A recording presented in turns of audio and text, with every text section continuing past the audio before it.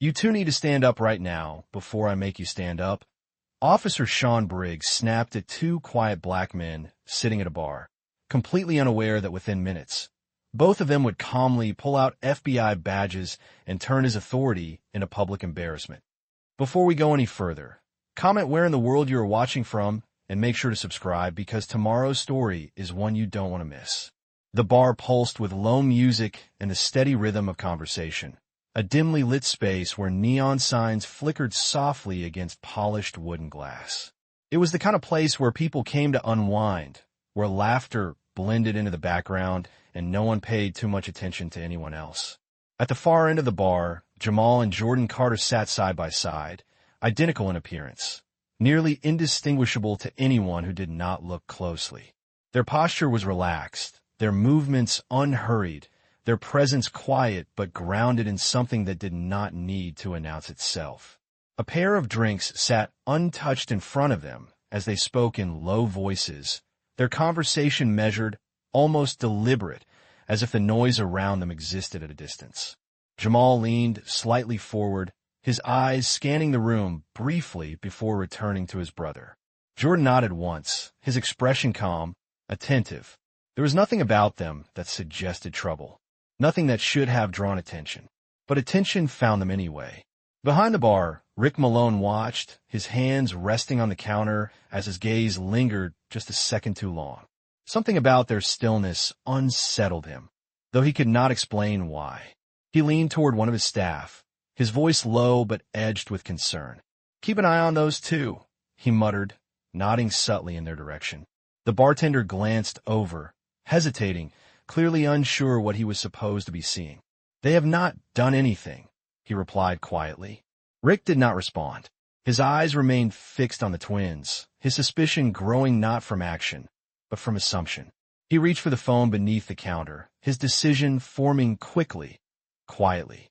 Jamal noticed the shift, not directly, not obviously, but in the subtle way the room adjusted, the pause in movement, the change in rhythm.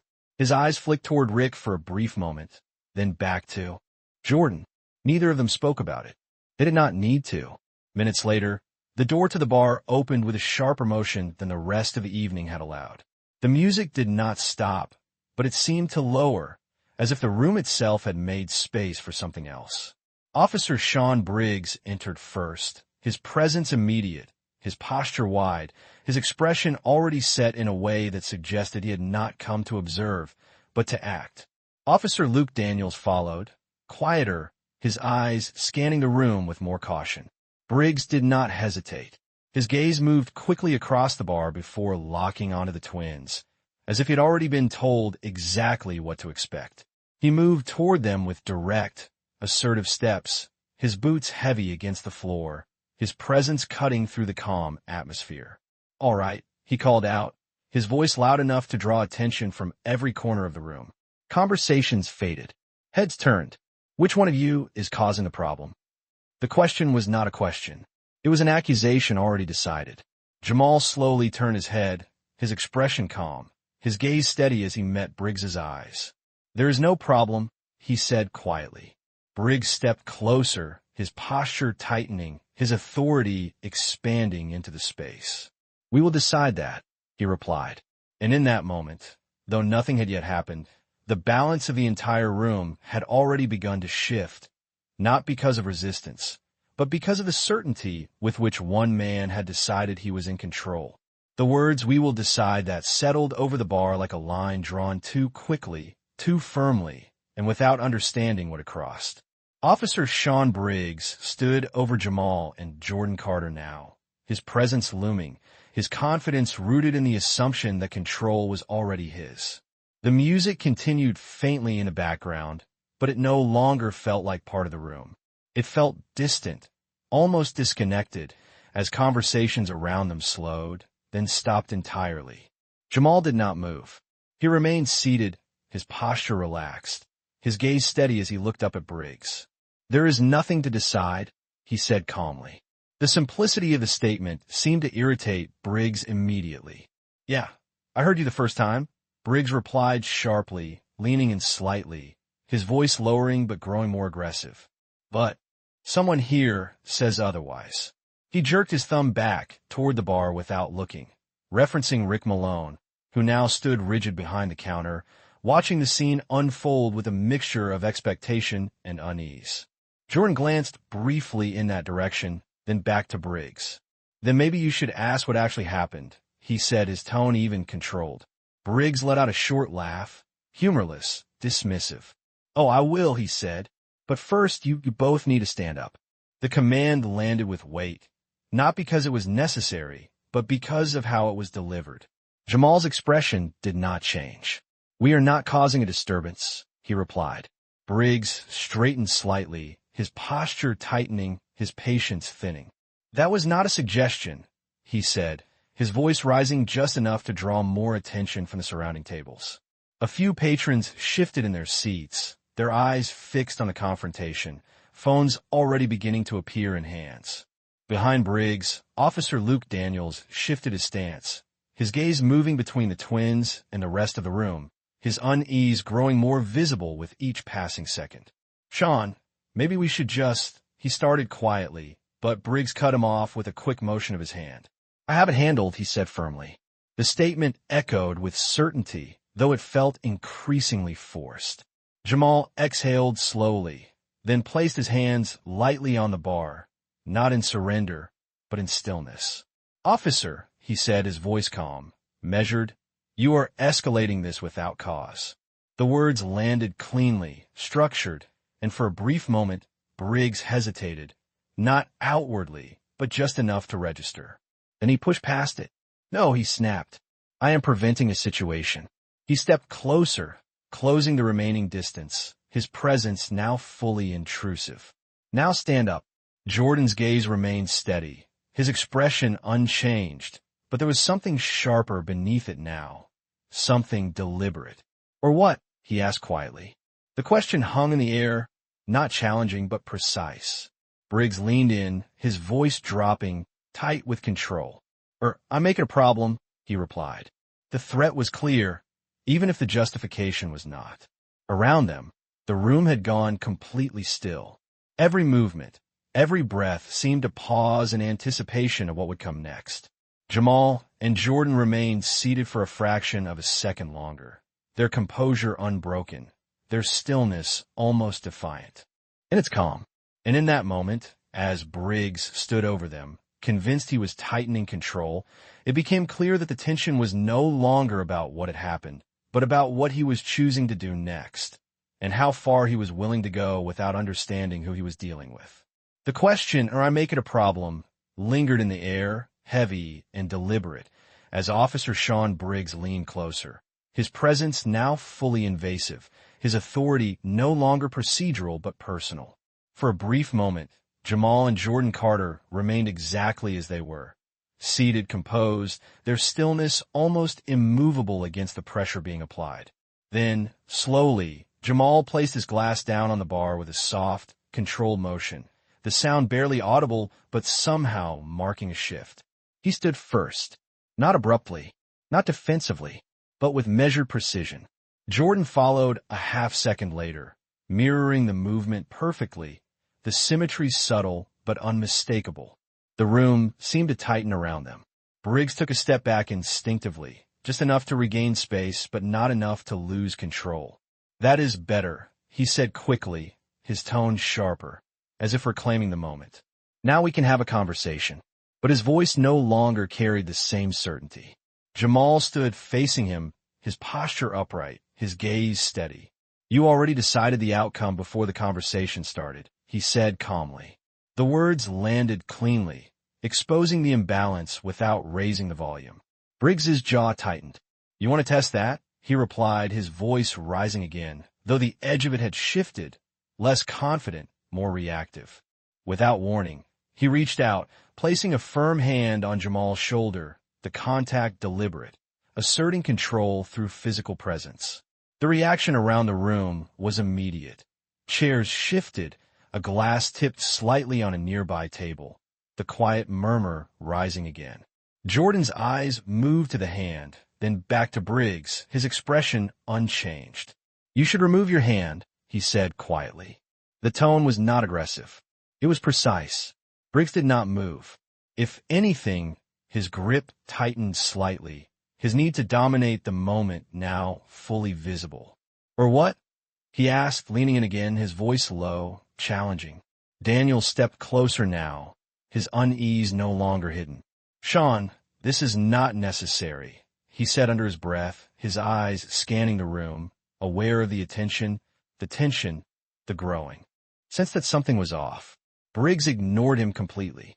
Jamal did not react to the pressure on his shoulder. He did not pull away. He did not raise his voice. Instead, he simply said, "You are making this worse." The statement was calm, but it carried weight. Briggs let out a short, sharp laugh, though it lacked conviction. "No," he replied. "I am controlling it." The distinction mattered to him, even if it did not hold. The room had gone nearly silent now. Every movement slowed, every eye fixed on the confrontation. Jordan shifted slightly, just enough to stand fully aligned beside his brother, their presence now balanced, unified. "You are not controlling anything," he said quietly. "You are escalating." The words settled heavily, undeniable in their clarity. Briggs's expression hardened again, his frustration now visible, his authority slipping in ways he could not yet name. "You both think you are smarter than this," he snapped. "You think you could just sit here and play games?" Jamal met his gaze, unflinching. "We are not playing anything," he said. And in that moment, as the tension reached a point where something had to break, it became clear that the next move, whatever it was, would define everything that followed, not because of force, but because of who truly understood the situation they were standing in. The words, "We are not playing anything," settled into the room like a quiet boundary, one that Officer Sean Briggs immediately chose to step over. His hand remained on Jamal's shoulder for a second longer, then tightened, not enough to cause harm, but enough to make the intent unmistakable. "Yeah, that is what you think," Briggs said, his voice sharper now, louder, drawing even more attention from the bar. The music had all but faded into the background, replaced by the stillness of a room watching something unfold that no longer felt routine. Jamal did not react to the pressure. He did not pull away. Instead, he slowly turned his head, his eyes settling on the hand gripping his shoulder, then lifting back to Briggs's face. "Remove your hand," he said quietly. The tone was not aggressive. It was final. Briggs smirked, though the expression felt forced, as if he was holding on to control that was already slipping. "Or what?" he repeated, leaning in slightly, his voice dropping into something more personal, more confrontational. Jordan stepped half a pace closer, aligning himself beside his brother, his posture still relaxed, but his presence now unmistakably deliberate. "You are crossing a line," he said calmly. Briggs let out a short laugh, shaking his head. "You two keep talking about lines like you know what you are doing," he replied. "You are in my scene now." Without warning, he gave Jamal a slight push backward, a small movement, but enough to shift balance, enough to make the escalation visible. A sharp intake of breath moved through the room. Daniel stepped forward immediately this time, his voice low but firm. "Sean, that is enough," he said. Briggs ignored him again, completely. "Turn around," he ordered, his voice cutting through the silence. "Both of you." The command came fast, decisive, no longer about investigation, but control. Jamal and Jordan did not move immediately. Their stillness stretched the moment, making the command hang heavier than intended. "We are not under arrest," Jamal said calmly. Briggs's expression hardened instantly. "You are about to be," he snapped. His hand moved toward his belt, fingers brushing the edge of his handcuffs, not drawing them yet, but making the intention clear. The metallic glint caught the light just enough to shift the atmosphere again, from confrontation into something more serious. Daniels hesitated beside him, his eyes moving between the twins, then to the crowd, then back again. "Sean, we do not have ground for this," he said quietly. Briggs did not even acknowledge him this time. His focus had narrowed completely. "Last chance," he said, his voice low, controlled, but carrying an edge that suggested the decision had already been made. "Turn around." Jordan's gaze remained steady, his expression unchanged, but his voice carried something different now, something sharper beneath the calm. "You should reconsider that," he said. Briggs shook his head slowly, dismissing it. "I am done reconsidering," he replied. The words landed with finality. Around them, the room had gone completely still, every eye fixed on the moment, every phone raised. And in that silence, as Briggs's hand hovered near the cuffs and his authority reached its most aggressive point, it became clear that he had crossed beyond hesitation. Fully committed to a decision he no longer understood the consequences of, standing directly in front of two men who had not raised their voices once, yet had never once lost control of the situation. The words, "I am done," reconsidering, still hung in the air when Officer Sean Briggs made his decision physical. His hand moved with intent this time, not hovering near the cuffs, but gripping them, pulling them free with a sharp metallic snap that cut through the silence of the bar. The sound alone shifted the room. Chairs creaked. Glasses paused midair. No one spoke. Jamal Carter remained still, his posture unchanged, his gaze steady as Briggs stepped closer again, closing the distance with a force that no longer pretended to be procedural. "Turn around," Briggs repeated, louder now, his voice carrying the weight of authority he refused to question. Jamal did not move immediately. He held Briggs's gaze for a brief moment, then glanced once at Jordan, a subtle exchange passing between them without words. Then, slowly, deliberately, Jamal turned. Not out of submission, but control. Jordan followed a second later, mirroring the movement exactly. The symmetry was quiet, but unmistakable. Briggs stepped behind Jamal first, grabbing his wrist with unnecessary force, pulling it back. The movement was sharp, controlled, but aggressive enough to draw a visible reaction from the crowd. "Hands back," he ordered, though Jamal had already complied. The cuffs clicked once around one wrist, the sound echoing louder than expected. Daniel stepped closer, his voice low but urgent now. "Sean, stop," he said. "We do not have cause." Briggs ignored him completely, securing the second cuff with a firm motion. The metallic click sealed the moment. Jamal's wrists were now restrained. Jordan stood beside them, still facing forward, his hands relaxed at his sides, his expression unchanged.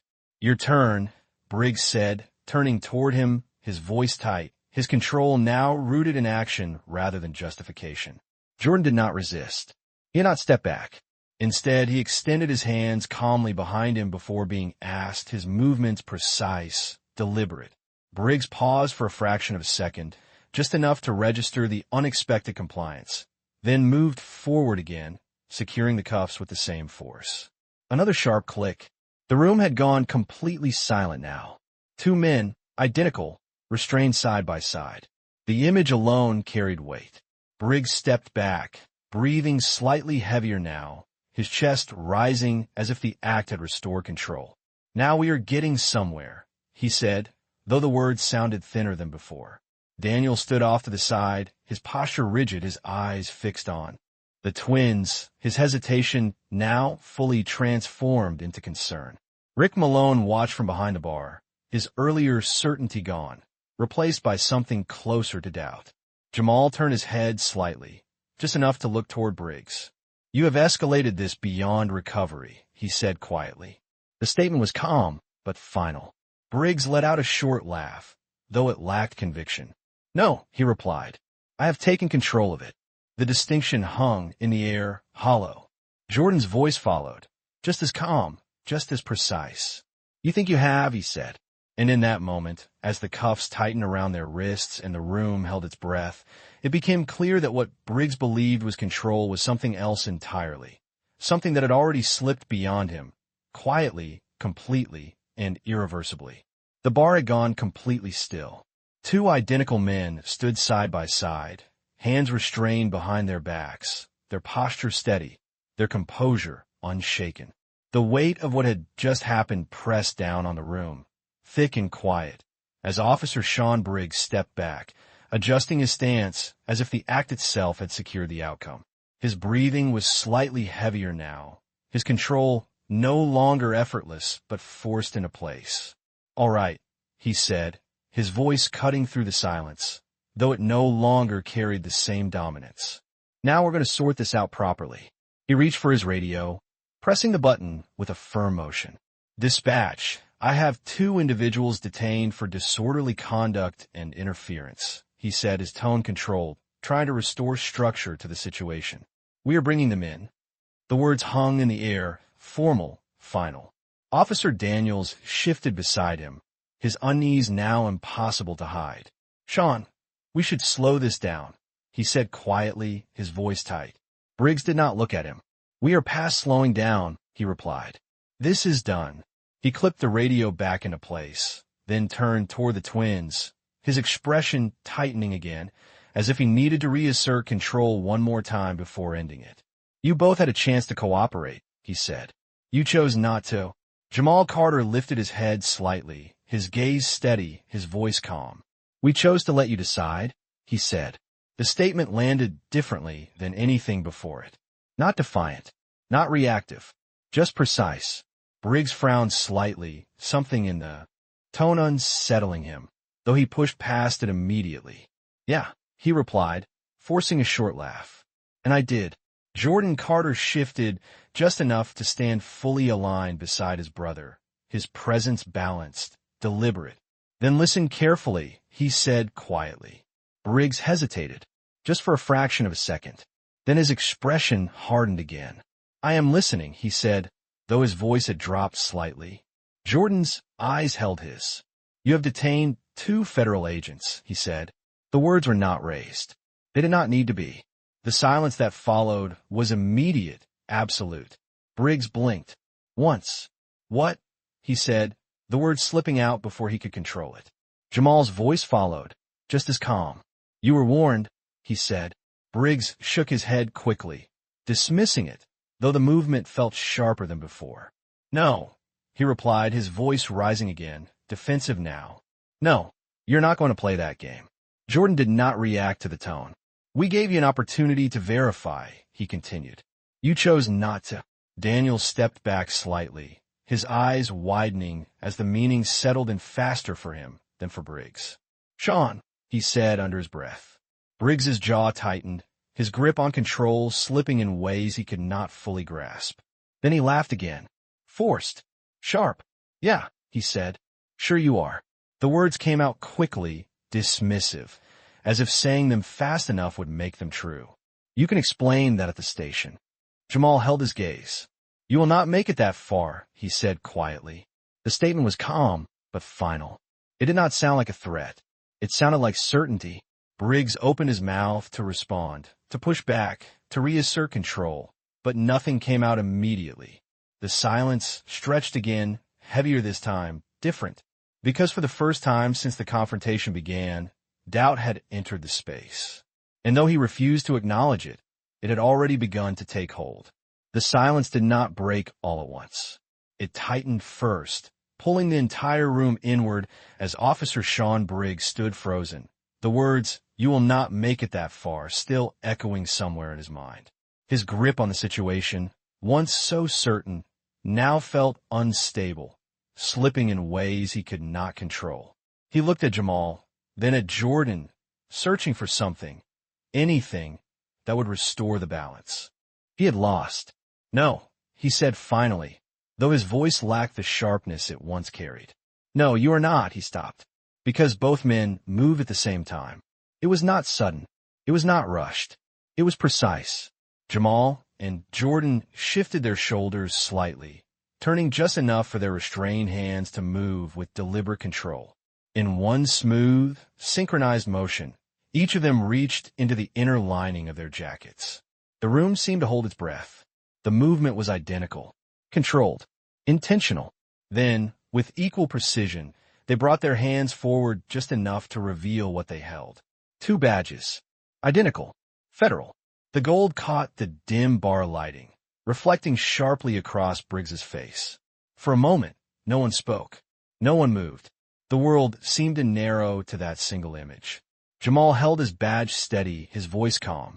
Special Agent Jamal Carter, he said. Jordan followed, his tone just as controlled. Special Agent Jordan Carter. Federal Bureau of Investigation.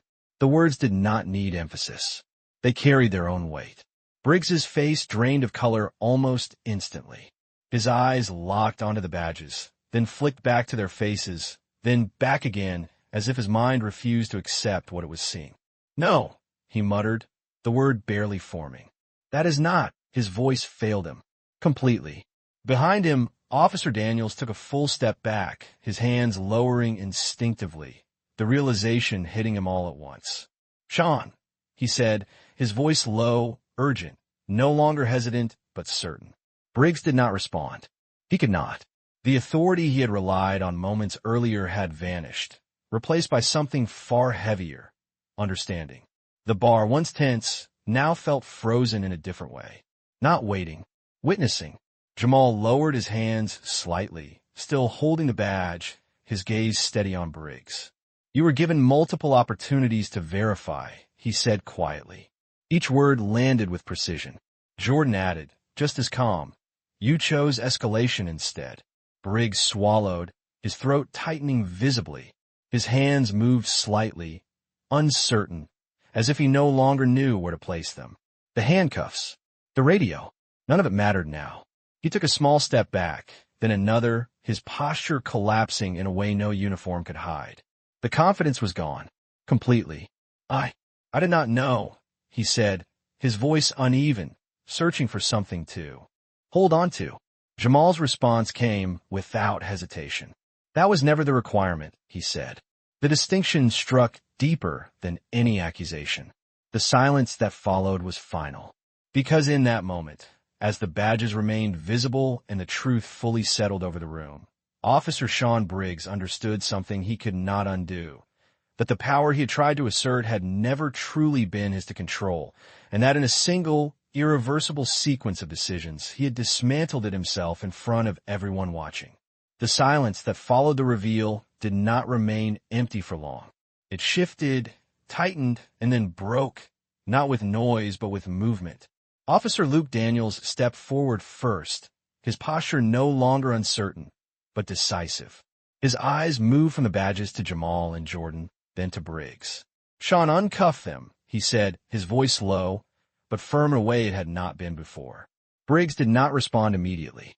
His hands hovered uselessly at his sides, his breathing uneven, his gaze still locked on the badges as if they might disappear if he looked away.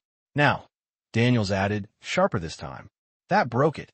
Briggs moved, but not with the confidence he had shown earlier. His hands fumbled slightly as he reached for the cuffs, his fingers slipping once before finding the mechanism. The metallic click echoed again, this time not as control, but as correction. Jamal's cuffs came off first, then Jordan's, each release carrying a weight far heavier than the restraint itself. The twins lowered their arms calmly, their movements smooth, controlled, as if nothing about the moment had unsettled them. Briggs stepped back immediately, putting distance between himself and the situation he had created, his posture collapsing further with each second. His voice, when it came, was quiet, almost hollow. I did not know," he said again, the words weaker now, stripped of anything resembling authority. Jamal looked at him steadily. "You chose not to," he replied.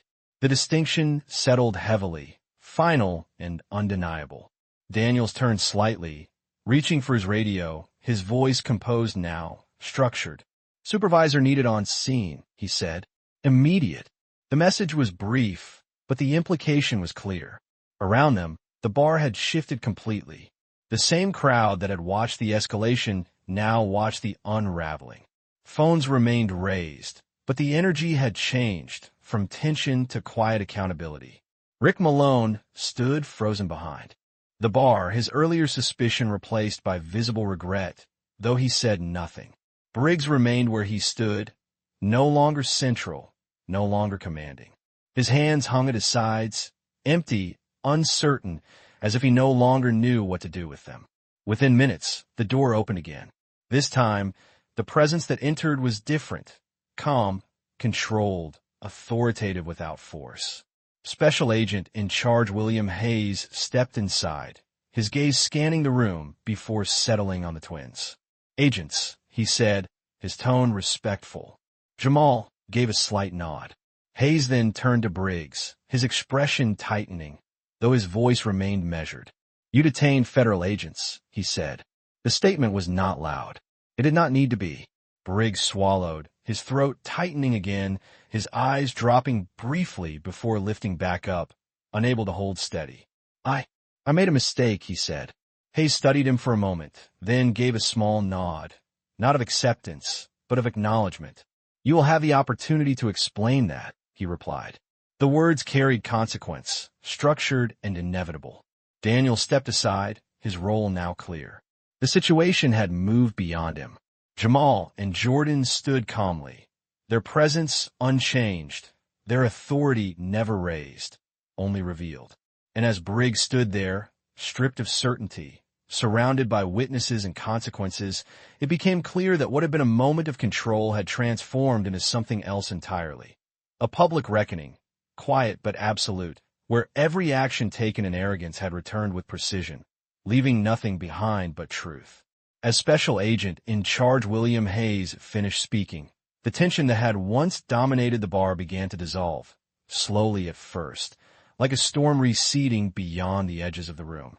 The weight of authority had shifted completely, and now, in its place, there was something quieter, something steadier. Officer Sean Briggs stood off to the side, no longer central, no longer commanding, his presence diminished in a way that no words could restore. His gaze dropped, then lifted briefly, but he found nowhere to place it. Around him, the witnesses who had once watched with uncertainty now observed with quiet understanding. The moment had passed, but its impact remained. Jamal and Jordan Carter stood side by side, their posture unchanged, their composure intact. They did not move immediately. They did not rush to leave or assert anything further. Instead, they simply stood there, allowing the space to settle, allowing the truth of what had happened to fully take its place. Hayes gave a small nod to both of them, his tone respectful. "We will take it from here," he said. Jamal returned the nod, a brief acknowledgement.